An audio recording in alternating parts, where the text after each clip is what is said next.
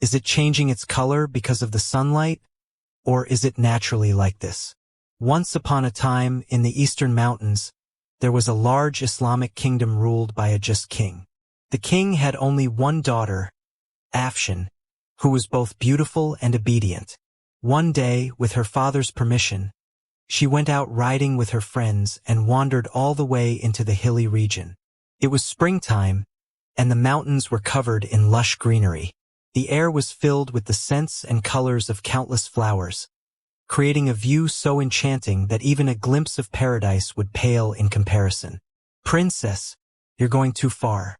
Your guards also said it might not be safe to go any further."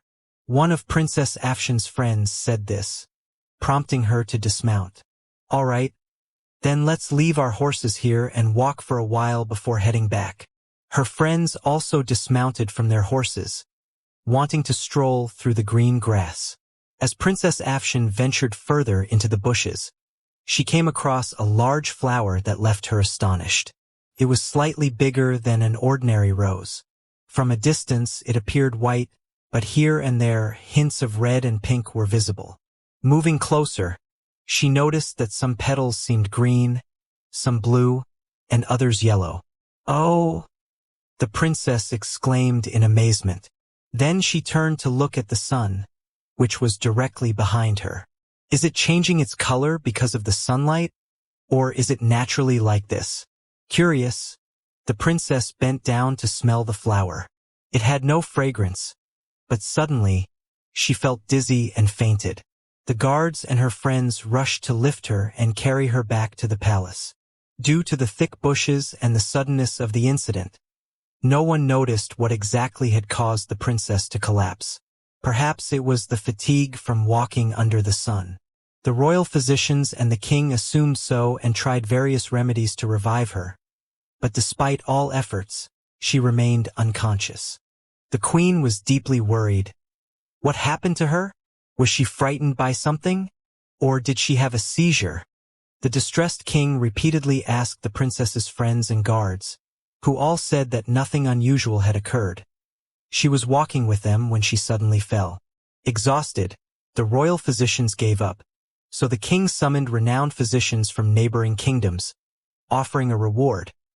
Whoever could bring the princess back to consciousness would receive half the kingdom. Upon hearing this, physicians from far and wide rushed to try their methods. Yet the princess remained unconscious. In a distant corner of the kingdom lived a poor young man named Ahmed, troubled by the rising cost of living. One day, desperation led him to think of becoming rich through theft. That night, Ahmed decided to steal from the royal palace. He avoided the guards' eyes, hid behind a pillar, and waited. Then he climbed up a column to reach an open window above, planning to enter. Timing the guards' rounds perfectly, he scrambled up and jumped inside. He found himself in Princess Afshan's room, where she lay unconscious.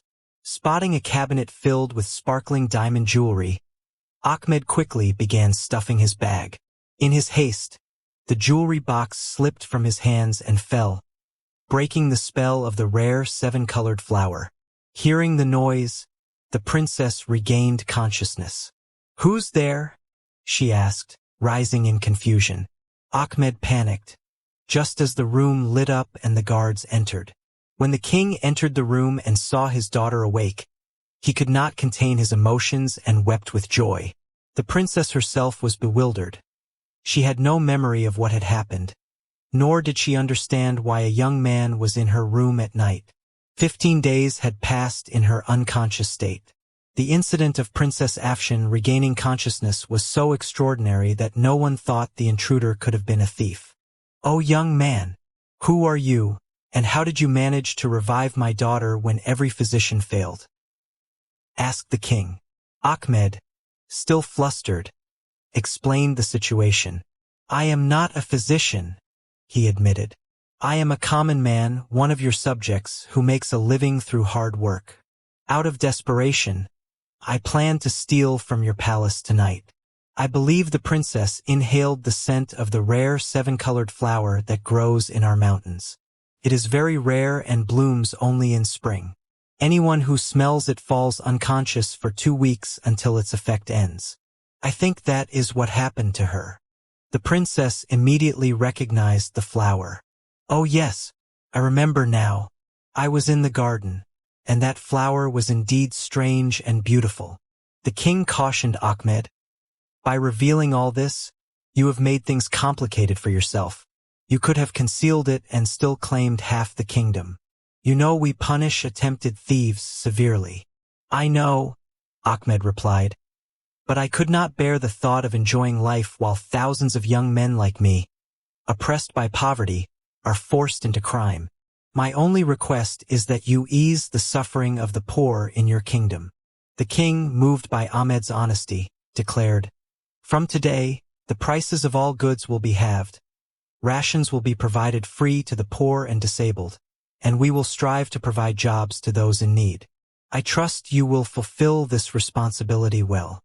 Yes, I will, Ahmed replied in astonishment. And we have decided to marry you to my daughter. You will assist in ruling the kingdom as a prince, said the king.